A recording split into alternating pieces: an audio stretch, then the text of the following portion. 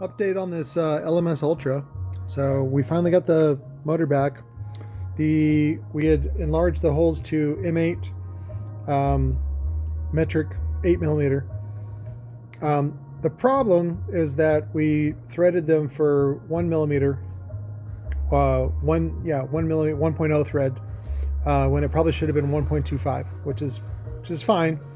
That means I just got to go down and get new hardware on Monday. So, but I was remembering reading about Tilo was talking about getting 4-inch excursion on this motherfucker, and it's really kind of limited on the regular landing. So I'm like, I can prop this up because the cone's not so deep that I could get another 0.65, which is what this spacer is,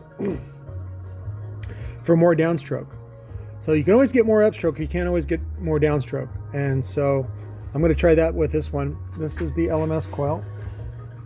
So it's curing. It's a good one. Bueno, see the variable windings? See that? So, and that's to get more, oh, look at that. The coil. This is not my coil. This is, what's his name's? I didn't know. I'll send the coil back to him too. My bad, he got a little upset. Well, I'll send it back to him. Let's see, what else? What I will do is make, because I already modified his frame, but I gave him a refund. I owe him one TI frame. So when the TI frames come in, I think later this month, I'll just order one and ship it to him. Whatever, it's fine.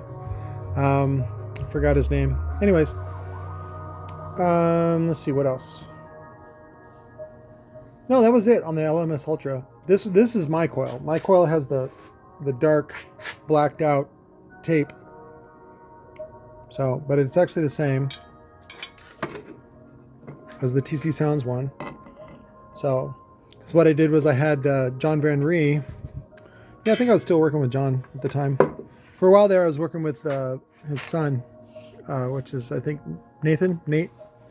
And they were helping me with it. But those coils are very expensive. We can order more if you really want to. They're like $175 each, which I don't recommend. And that was years ago. So materials may have gone up. They'd probably go up to about $200 each. So I only have like 3 left. So I only recommend a little bit of them.